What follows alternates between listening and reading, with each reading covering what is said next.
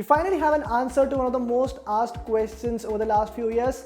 When is 5G coming to India? Yes, the government has finally announced that the 5G spectrum auction will take place next month, and hopefully we may have 5G in at least some of the cities by the end of this year or early next year. So congratulations all of you who bought 5G phones. You will finally be able to make use of them. Now, a lot of other interesting things have happened over the past week. We have finally have our first look at the Nothing Phone 1, and there will be a lot of other launches in the coming weeks. So in this video, what I'm going to do is I'm going to address all your questions that we got over the past week, and some of them were very interesting questions. And in case you're new to the channel, you don't know how this goes, well, it's very simple. All you need to do is go to the comments section below, put in your question, use the hashtag Let's Get Techie, and I'll take up those questions in next week's video. The first question that I have today, and no points for guessing, is about the Nothing Phone. And this one comes from Jitendra Kumar, who has asked, Nothing Phone is making too much hype before its launch. Do you think more hype is equal to cheats? I mean, I don't know how that goes, because I mean, you have to give credit to Nothing and Kalpe for creating this sort of hype, and I mean, it's not fair to compare it with, you know, cheating someone, because I mean, for all we know that the phone might actually come out to be as good as they are talking about it, or you know, positioning it. But even if it doesn't, then it doesn't actually qualify as cheating. But yes, I have to agree with you in the sense that, you know, Kalpe creates a lot of hype for his phones, and till now with OnePlus, what we have seen is a lot of those devices actually lived up to the hype. If you talk about the Note series, for example, that was the last one that, you know, he sort of marketed for, and even in the first few OnePlus phones, they were really good. So let's hope and let's wait and see if the Nothing Phone is actually, you know, as good as they're talking it to be. The next question I have is from Vishal Giri, and he's asked, is it better to buy Snapdragon 8 Gen 1 phone now, or wait for Snapdragon 8 Plus Gen 1 phones to launch? Vishal, it entirely depends on how desperately do you need a new phone, because what I've seen over the last 2 or 3 generations, nothing much has changed in terms of the performance. If you compare the Snapdragon 888 to Snapdragon 8 Gen 1, you get more or less the same performance. And I mean, maybe it makes a bit of difference when it comes to gaming, but then the latest processors are not also very well optimized for, you know, heat, and we've seen a lot of heating issues with them as well. So unless you are you know, you really want that top of the line performance, then you should definitely wait for Snapdragon 8 Plus Gen 1. Otherwise, it doesn't make any sense. If you need a phone right now, I think 8 Gen 1 will give you a very good performance. It's going to be as good as whatever the 8 Plus Gen 1 is going to deliver.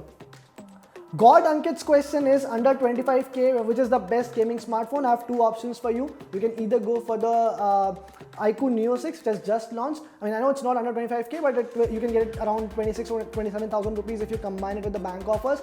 The other one I have is last year's Poco F3 GT, because you want a gaming specific phone. It has those maglev triggers. Performance was really good. I used it for a while.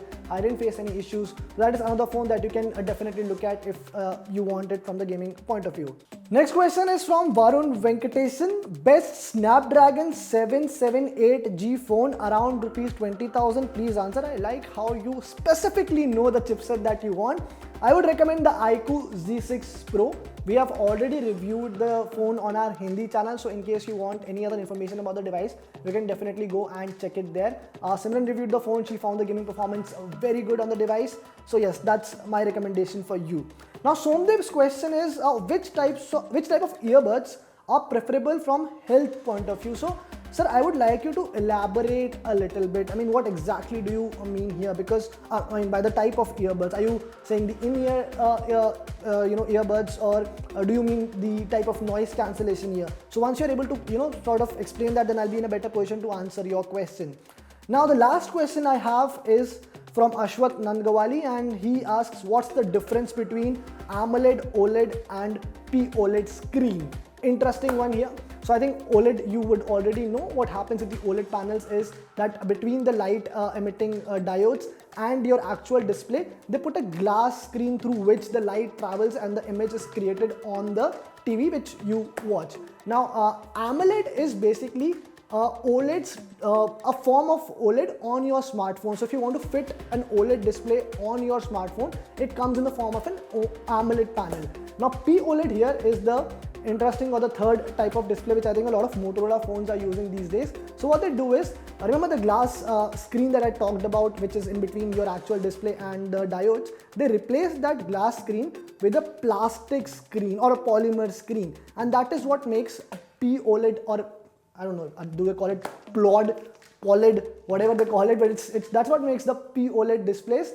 And the advantage here is that it gives you a lot more flexibility in terms of how you want to use that display, because with glass it's very difficult to fold or bend it. With pOLED displays you can also use them on the foldable smartphones. Also the durability, it sort of goes up, because plastic is always more shock resistant as compared to your glass panels. So that is the basic difference. I know there's a lot more information about this, and I would ideally like to share it with you as well, but then it becomes a lot more complicated. So what I've tried to do is just explain it in the simplest form I could.